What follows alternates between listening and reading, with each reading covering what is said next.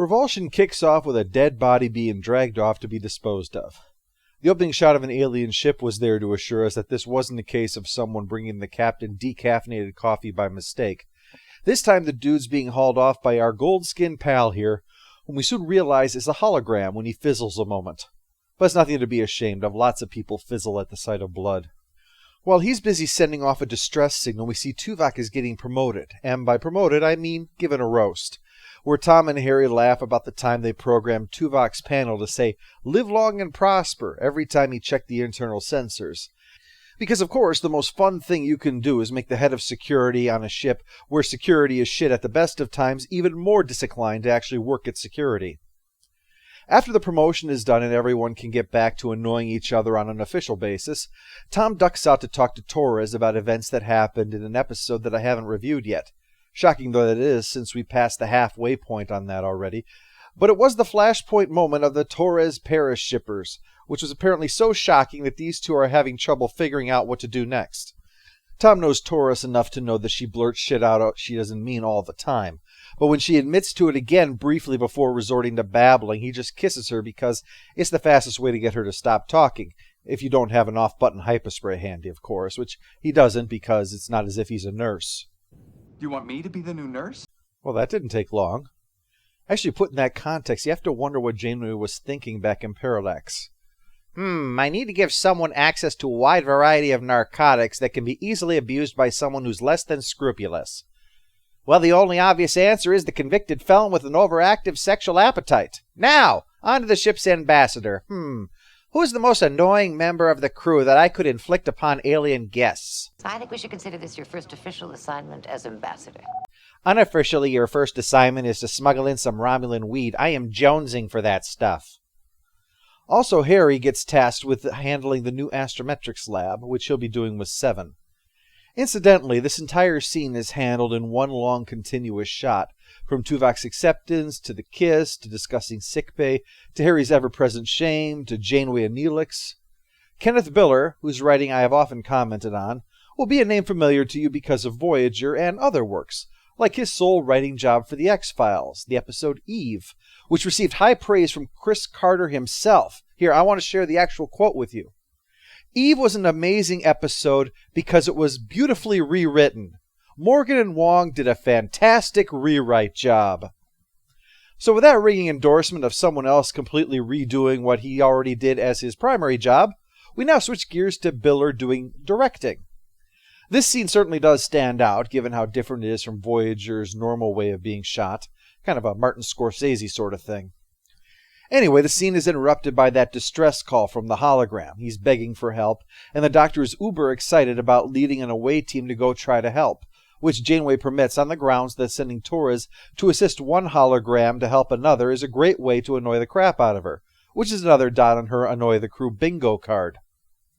Elsewhere, Harry meets Seven in Cargo Bay 2 so he can babble at her for a while. She promises that this time she won't be hitting him on the back of the head while they're working, although a knee in the groin is certainly not off the table. But first, we should check in with the Doctor and Torres. As expected, she's peeved at him, and they haven't even reached the ship yet. He made a casual comment on her relationship. Let's get one thing straight. I don't appreciate you or anyone else speculating about the kind of friendships I have, or who I have them with. It's good that you're in love. It takes the edge off your anger. They beam aboard, and Goldface responds by grabbing a hammer to whack them on the head, but changes his mind when he realizes that the Doctor is a hologram, and decides there are better ways to introduce yourself to someone than splitting their skull open. Goldface explains that the crew got sick, a horrible disease that's main symptom is having an axe driven into your head. That just left him, the guy who handles the crap work around here. So, to sum it all up, he looks down on all the rest of the crew, he wound up causing all their deaths, he's a glorified waste handler, and he's a hologram. Yep, Voyager's finally found its Arnold Rimmer. And since he's never called a name on screen, that's what I've decided to call him. Back on Voyager, Harry tries making small talk while Seven is working, though that means he's able to leap to her rescue. Wait, what are you doing? There are 5 billion gigawatts running through there. Now that might sound like a ridiculously large amount of power, but I believe it's all going to Janeway's hairdryer. Speaking of big sparky cables, Torres is messing with one on the alien ship, where she delivers a Chekhov's work safety violation for us by telling the hologram that if he gets too close to that, it'll tech him right into oblivion. Once again operating on the principle that a hologram is not the projection of a computer program, and thus all you're messing with is a representation at that particular spot. Following this reasoning to its conclusion, that means if you ever set fire to a picture of St. Paul's, the actual cathedral will catch on fire. Holograms in Star Trek apparently operate on the same principle as voodoo dolls. Anyway, Rimmer is bringing her something to eat, where he talks about fish, his connection to the ship, and eventually a long rant about how much organic beings suck. You think that you are the height of intellect in the universe, but you are no better than any filthy animal, and I am ashamed to be made in your image. Torres isn't quite sure how to react to not being the angriest person in the room, so she heads up to tell the doctor, who of course is used to her and everyone else on Voyager exaggerating, so he figures he's just having a little bit of trouble expressing himself, and then she blew it all out of proportion. Remember, it wasn't long before this that she was ranting at the doctor not to speculate on her relationship with Tom, despite him witnessing her stick her tongue down his throat. So it's understandable why he'd take this with a grain of salt when she says the guy was raving at her. Even when she points out that Rimmer was lying about the antimatter radiation, or as it might be more properly called, radiation, that is supposedly flooding a deck, it's actually perfectly fine. The doctor seems concerned, but has trouble dialing down his empathy for a perceived kin enough to see what a lunatic that this guy actually is. Back on Voyager, Seven slices open her hand trying to remove some data from the Borg equipment in there, and she's shocked at the fact that she hasn't immediately healed like when she was still a drone. I've become weak. No more than the rest of us. Oh, way to rub it in. Another 0.5 millimeter and you would have severed the carpal nerve. Might have had to operate. Operate? Didn't you just get this job this morning? Yeah, what's your point? Harry doesn't take kindly to Tom's remark and lays into him for being so insensitive when the cyborg in the catsuit was feeling vulnerable. It's because, as Tom sees, Harry has fallen for her. A reason for Tom to mock Harry, of course. Hell, he picked on Tuvok, and that guy can knock you into unconsciousness and write "I eat dicks" on your face just by grabbing your shoulder while reaching for his pen. There's a woman in there, if you take the time to look. If you bother to glance, if you bother to catch her out of the corner of your eye. Seven being a woman is about as big of a secret in that costume as Jim Parsons being white. It's not just obvious, it's glaringly obvious. Tom finally warns Harry not to pursue Seven because if they're stuck with the character, the writers intend to humiliate Harry whenever possible. And even Tom knows that. While Harry disregards this advice, we check back in with the doctor teaching Rimmer how to operate the ship once they're gone. But listening to him go on about the crew is starting to get uncomfortable.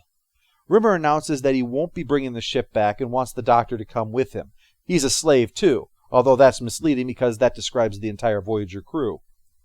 During that uncomfortable conversation, Torres heads down to the place that's not flooded with radiation and finds bodies stuffed behind the panels. The activity alerts Rimmer, who shows up and puts his hand through her chest to kill her too, but she shuts him down before he can finish that job. While we take a break from that, the ship checks back in with Harry offering a personal log. We don't hear those very often because no one wants to listen to the sound of uncontrolled sobbing. He admits it's a bad idea, but he can't stop thinking about Seven, so he calls her down on the pretense of work, but in reality, just to have an excuse to hit on her. Watching Harry makes it very clear why this episode is called Revulsion.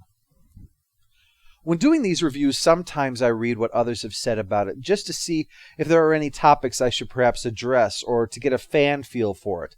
It doesn't influence my views, it just provides a larger context within which to judge them.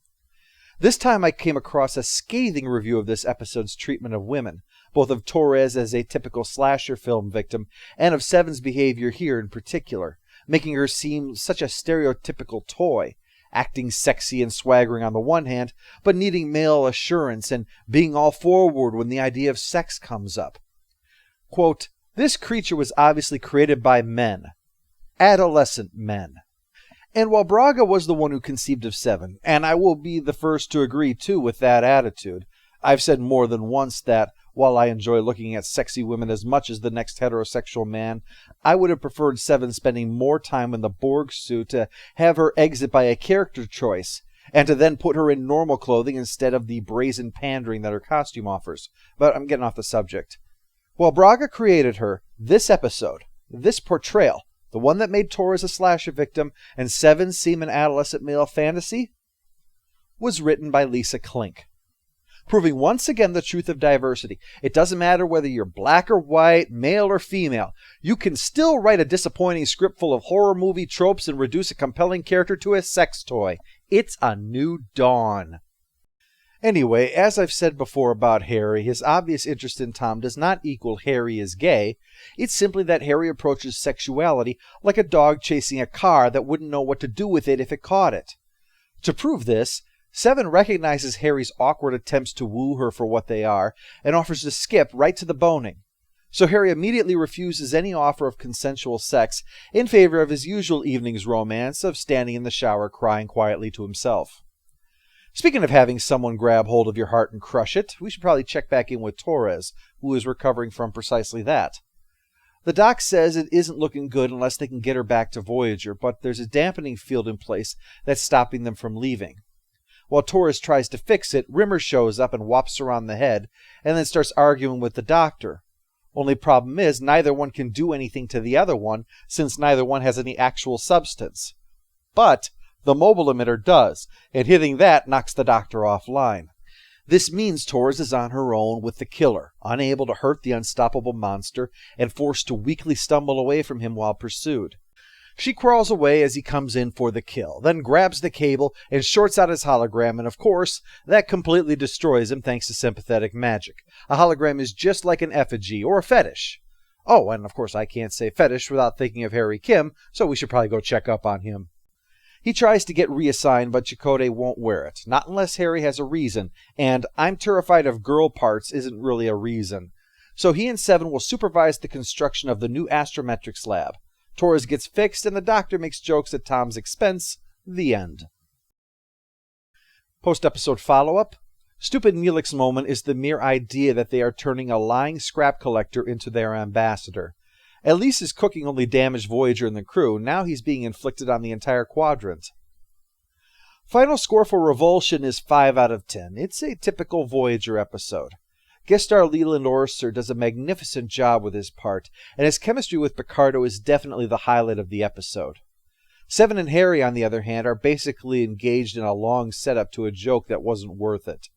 Seven is perhaps her most out of character here, cracking a joke and being very blasé on the subject of sex, while in the next episode she has trepidation on the idea of eating, though admittedly with Neelix as the cook most of the crew feels that way.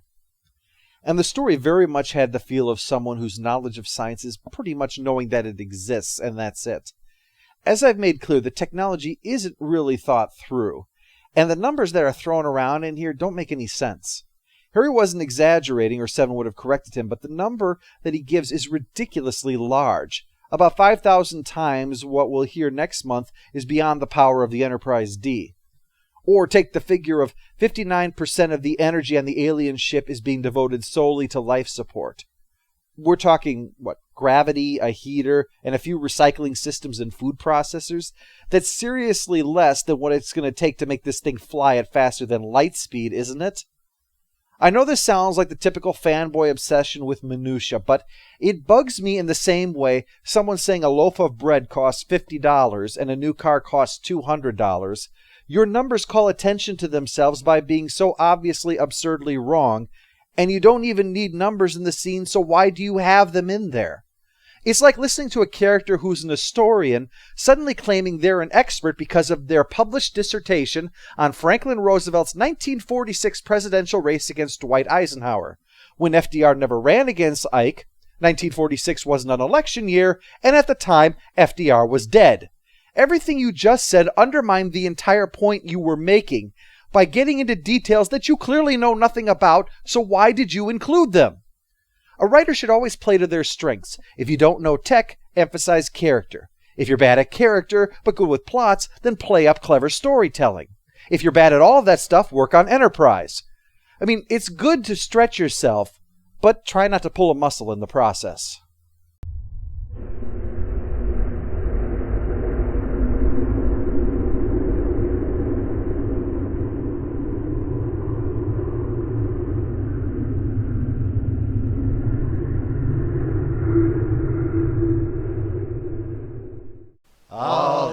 the Overlord! All hail the Overlord! I'm afraid.